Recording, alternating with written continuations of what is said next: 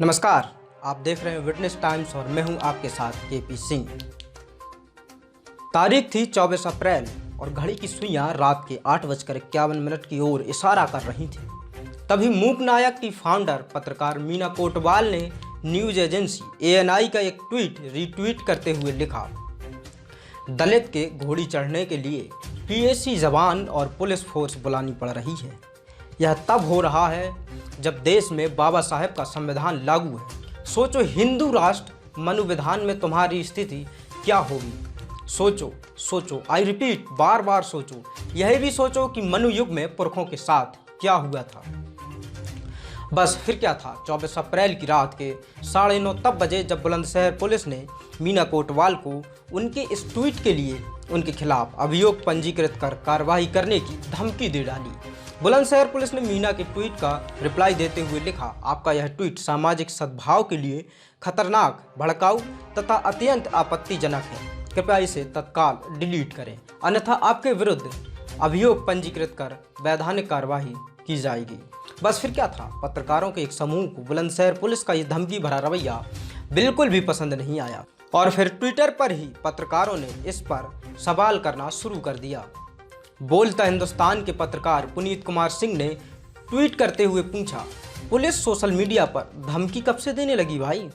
सिराज नाम के एक यूजर ने सुदर्शन न्यूज के editor in chief Suresh Chauhan के एक ट्वीट के स्क्रीनशॉट को ट्वीट करते हुए बुलंदशहर पुलिस से पूछा, वैसे ये ट्वीट कैसा है, इस पर कोई कार्रवाई होगी या नहीं, या ये भी तुम्हारी तरह अपर कास्ट हिंदू होने की वजह से बच जाएगा। तो वहीं लेखक अश्वनी यादव ने लिखा, डियर पुलिस, ये किसी का पर्सनल अकाउंट नहीं है, ये पुलिस का ट्विटर हैंडल है, अतः इसे संचालित करने वाले से निवेदन है कि पुलिस की गरिमा बनाए रखें और धमकी टाइप की पोस्ट ना करें। मशहूर पत्रकार न्यूज़ 24 और इंडिया TV के formal managing editor Ajit Anjum पूछते हैं, अपनी नाकामियों का ठीकरा आप पत्रकारों पर फोड़ेंगे आप लोग। अगर ऐसी घटना हुई तो उसके बारे में बताना और ऐतराज़ दर्ज कराना गुनाह कैसे हो गया।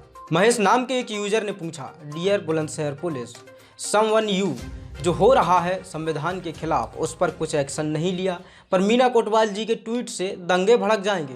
वाह, कहाँ से लाते हो इतना दोगलापन। वैसे कहा जाए तो इतनी आसानी से थोड़े Bharat world press freedom index यानी विश्व प्रेस स्वतंत्रता सूचकांक में 142वां स्थान हासिल करने में सफल हो पाता है।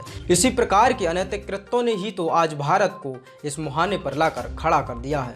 खैर, अब जरा ये भी जान लीजिए कि ANI के उस ट्वीट में ऐसा क्या था जिसकी वजह से इतना हंगामा कटा। दरअसल न्यूज एजेंसी ने कुछ तस्वीरें ट्वीट करते हुए लिखा था, PAC जवानों और पुलिस फोर्स के बीच बुलंदशहर के एक गांव में दलित व्यक्ति की घुड़चढ़ी का कार्यक्रम हुआ।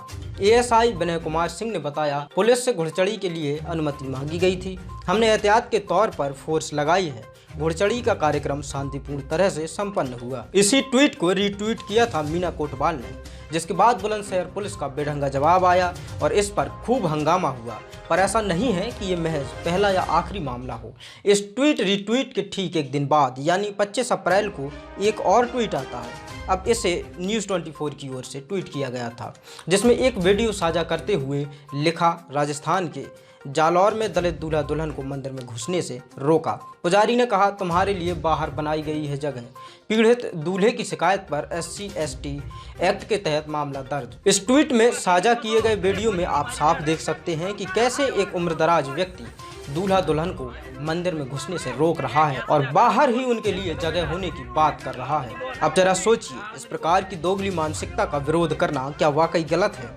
क्या जाति धर्म के नाम पर बांटना सही है? अगर सही है तो कोई क्यों हिंदू कहलाना पसंद करेगा, जब आप उसे नीची जाति का कहकर उसके साथ भेदभाव कर रहे हो? और कोई क्यों ऐसे दोहरे रवैये पूर्ण हिंदुत्व को अपनाना चाहेगा जहां लोगों को बांटा जाता हो? देश का कानून इन कुरीतियों को मिटाने की गवाही तो देता है, पर उसी कानून की रखवाली करने वाली पुलिस अब इस दोगलेपन के खिलाफ आवाज़ उठाने वालों को धमकी भी देने लगी है। इस पूरे मामले को लेकर आपकी क्या राय है, हमें कमेंट करके ज़रूर बताएं। धन्यवाद।